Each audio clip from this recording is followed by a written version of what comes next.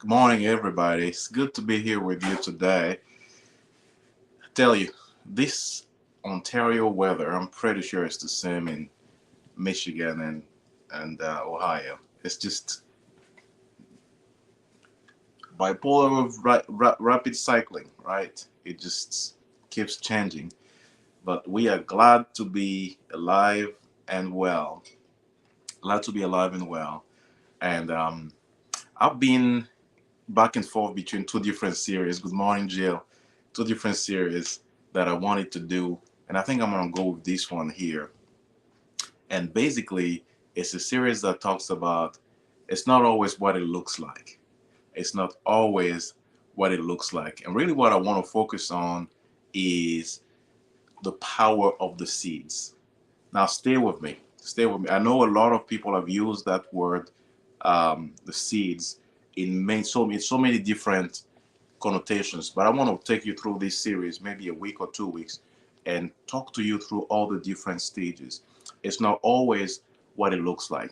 When I was going to, when I was in Abidjan, Ivory Coast, and my family was looking at schools to send us to, we went to the United States Embassy, and there was a man there, Mr. Blame OK. May God bless his soul. And um, he put together some packages and he advised us to go to Indiana State University. Now, Indiana State University, the marketing of Indiana State University is amazing. When you look at the picture that they were showing us, it was a nice fountain. They showed the buildings and they showed the campus. It was so beautiful, so beautiful. I mean, we jumped on the opportunity, and my parents registered us, and we made it there. I remember my first night. Stay with me, family. That story is interesting. I remember we flew from Abidjan to Dakar, Senegal, and from Dakar, Senegal, we flew to New York. We landed in New York at night. My sister and I landed in New York at night, and then my uncles come out and greet us quickly. My uncle Mohammed and Raphael greet us quickly at the airport, and then put us in a, I think it was a Greyhound or a train. I don't remember. It was dark. It was night. Then we go to DC, and my uncle Raymond picks me up in DC. My sister and I, we stay in DC for a few hours, sleep at his beautiful house. Next morning, we are on a flight, Southwest Airline, and go to fly out of the Baltimore airport, I think, land in Indianapolis. Family, so far it's all good. So far it's all good. We land in Indianapolis, Indiana, and then we get into a rental vehicle and we begin to drive to Terre Haute, Indiana. That's where that's where that's where everything changes for me. Listen, uh, we start driving to Terre Haute, Indiana, and all I can see is cornfields, y'all. That is all I can see. That's not what I was shown on the pictures. That's not what I saw on the advertisement. They advertised, see, they put pictures of Chicago in there to tell us they were close to Chicago. They put pictures of Indianapolis to tell us they were close to Indianapolis. But Terre Haute, Indiana is not like Indianapolis, and it's not like Chicago. The marketing was on point. So we are driving, and then we stop at a McDonald's. Now, there's two ways to go to Terre Haute. I think if I remember correctly, there's two ways. There's 70, and then there is, I think, 41. If I remember, there's two different ways. They took the back road. They didn't take 70. They took the back road, which made it worse.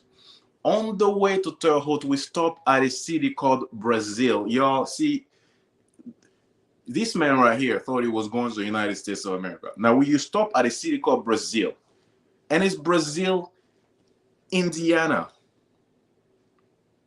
right? It's Brazil, Indiana, I think. We stop there. We go to a McDonald's. We are sitting in McDonald's, and I was family. I was when you talk about saved, I was saved. I was as saved as could be. I didn't know nothing about nothing. I didn't I didn't know anything. We stop at that place, and there is a lady. on the screen, McDonald's screen, surrounded by cornfield, mind you, when McDonald's surrounded by cornfield, there's a lady on that screen dressed like a high school girl with hair like this and talking about, oops, I did it again. I'm looking at the screen like, who is this? What is this? What kind of world did my parents send me in? That was Britney Spears singing. Man, so take the burger. At least I was tasting McDonald's burger for the first time, but it wasn't what I expected it to be. It wasn't. It wasn't. We get back in the car, we drive again, and finally we land in Terre Haute, Indiana. In Terre Haute, Indiana, the only thing at that time, Terre Haute has changed. It's a beautiful little town now. But in Terre Haute, Indiana, the only thing at that time that looked like anything as far as buildings was the campus. Beside the campus, there was nothing else. I felt cheated. I felt like I should sue somebody. I felt like I should, um, I felt so many different feelings and emotions. I felt like I should, so many things I should do. They take me to my room. I get to my room. My roommate is Japanese, speaks no, it doesn't speak a lick of English. And I walk in that room. My man has washed, my man has done his laundry. He's washed all his underwears, and they're all over the room. It's all over the room. He's drying it all over the room. I walk in, I'm looking at him, he's looking at me. He's like, who's that black man they're bringing to my space? I'm looking at him like, wow, I got a Japanese guy. I thought I was going to the United States. I was like in the twilight zone. It's not always what it looks like. I'm telling you this funny story, family, because I want to flip the script a little bit. I want to flip the script. I was disappointed at first. I was shocked. But it turns out my time at Indiana State University was probably exactly what I needed. I didn't need to be in Chicago. I didn't need to be in Indianapolis. I didn't need to be in a big city. I didn't need to be. That's exactly where I needed to be. The fact that my roommate was Japanese introduced me quickly to a different culture than mine and forced us both to speak English. And fam, it was an interesting thing. Now let me flip that quickly because I don't have enough time to make you guys laugh the whole series. The thing that's interesting is this, family. Sometimes the things of God, it's not what it looks like either. And let me tell you why. Because the kingdom of God is like a man who sows seeds. When you look at seeds, seeds don't look like what they're going to be. Seeds don't look like what they're going to be until they are processed. And when they are processed in the right environment, then they become what they will be. This series, I want to talk to you about seeds in the kingdom. And seeds in the kingdom are not, there's so many different seeds in the kingdom. People are seeds. People don't look like what they're going to be. They are unprocessed, they are raw, and they need to be placed in the proper environment and proper nutrition and proper support in order to become who they're going to be. Your time is a seed. Your creativity is a seed. The children that God has blessed you with, they are seeds. And sometimes we look at what God has given us and we despise it. We're like, this doesn't look like what I was expecting. But God has put a seed in your hand. And if you know how to handle and manage that seed, it can turn that seed into what you need it to be. And I'm going to deal with different kind of seeds during this series. And I just want to give you this introduction here because things don't always look like what they look like. When we get students into our team, our research team, we understand that this is a seed. This is not a final product. You have other people, other researchers, other professors that look at kids and they're thinking like, you can't do anything. You're not smart enough. You're not good enough. You don't work hard enough. You don't. But there is seed. If you take those kids and you mentor them and you invest your time, you invest your energy, you invest your mentorship, you love on them, you care for them, those seeds might turn out to become what they need to be. But if you look at them and despise them and throw them out to the curb, see, you throw them out to the curb, you may be missing out on some of the smartest, some of the greatest, some of the game changers that have come into the world, that God has sent into the world to change things. Am I helping somebody here today? So we're going to deal with those things that you look at, that it doesn't look like what it's going to be. It doesn't look like what it could be. But if you handle it properly, it can provide a harvest for you. So your time is a seed. Your time is a seed that, if invested properly, can give you a harvest. Your energy is a seed. I can use my energy and my strength to sit around all day, or I can use my energy and my strength to invest it and convert it into something else and change my story. Is somebody hearing me today? Your creativity is a seed.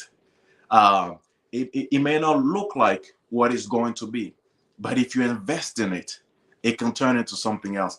I remember I watched a documentary on the on Serena and Venus Williams, the Williams sisters, and how the dad, he may not have had everything, but he realized, if I invest my time in my daughters, if I teach them a skill, if I work with them, they don't look like what they're going to be, but I can work with them and develop the seeds that are inside of them so that they can become the vision that I see. Seeds work with vision, and seeds work with a God-given vision, God-given purpose that God has placed inside of you and inside of those people. And what you need to do is to help the seeds that God placed in your heart to become everything that they're supposed to be. If God blesses you with children, is to be blessed with a sense of discernment, to pray and to ask God, Father, what environment does this seed need? What what type of um, what type of environment does this particular seed need in order to grow? Because people are different. People are completely different. See, um, when I talk about seeds, I think about me and my sister. We were both sent here to the United States. My dad wanted both of us to be pharmacists, but my sister particularly has always been a business person. Since she was a child, she was maybe not too much older than Eliza, maybe 2 years older than my daughter. My sister was always the business person.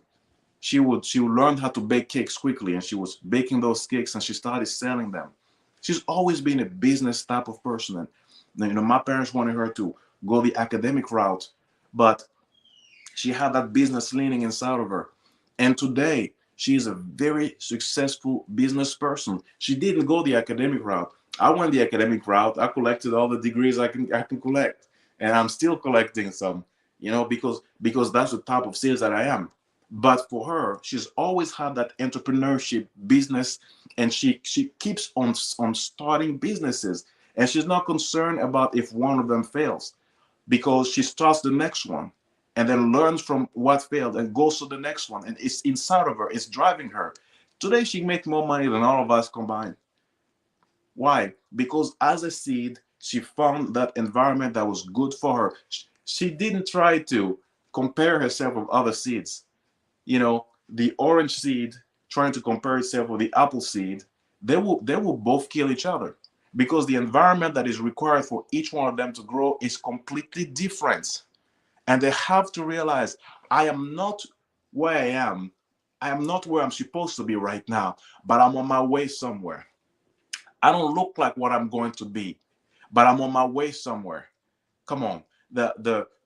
My finances don't look like what they're going to be, but if I treat them as a seed, I can be on my way somewhere. My time doesn't look like what it's going to be, but if I treat this as a seed, I can be on my way somewhere.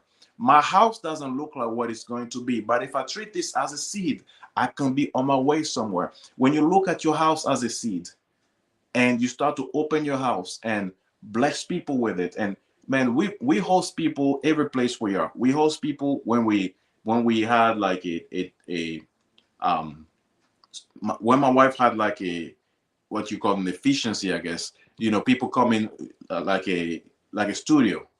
She hosted people there. We would cook for people and invite people.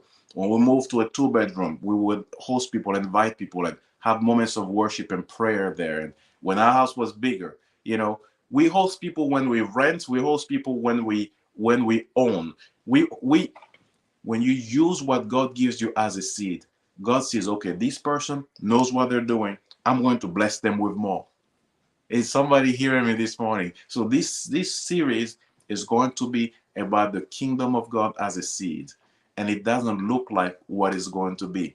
And if you stay with me this week, I'm going to walk you through all the different types of seeds. And I don't know which one I'll begin with, maybe people as a seed or time as a seed, but I'm going to work with you through all these different types of seeds. And we're going to see at the end of the series that sometimes God blesses us in seed form. And if we're not careful, we throw the seed away when we're supposed to plant that seed. If we plant that seed, be it our time, be it our creativity, be it our children, come on. If we plant that seed and we invest that seed and we allow God to properly process it, we can turn that seed into something else. I'm gonna end with this. This weekend, some of my students in the MedDirect program are going to graduate. MedDirect is the Wayne State um, is a pipeline from high school to med school, where they come in, they get a scholarship from high school, they get into that program that gives them a pathway to medical school, and they finish their undergrad completely paid for. Then they go to med school that's also going to be paid for. And I was blessed with mentoring and working with some of them, with really all of them for the past 2 years. And this weekend, they're going to graduate, and I received a graduation invitation from one of them, and I'm actually going to go. I don't particularly like parties, but I'm going to go in and say hi, and I'm going to go. And I've seen those kids. I've gone to some of them, some of their houses where they live. In some of the one of them, I went to his house in Detroit, not particularly the most affluent neighborhood in Detroit, right? But I saw where he was, and I was willing to go see him where he was at, because I don't look at him where he's at.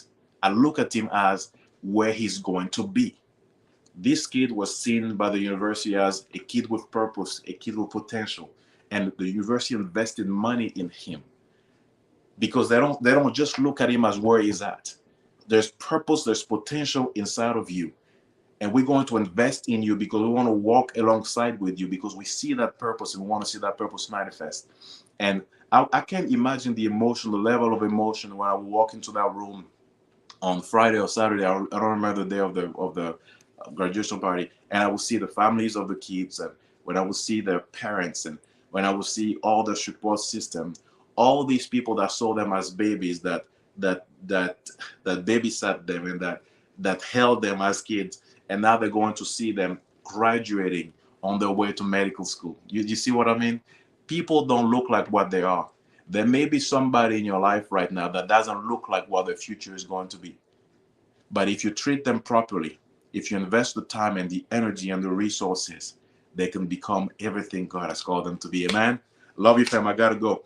I gotta go. But stay with me during this series. Let's see how we work this out, and let's see where God takes us. I love you. God bless you. I'll talk to you soon. Okay. Bye bye.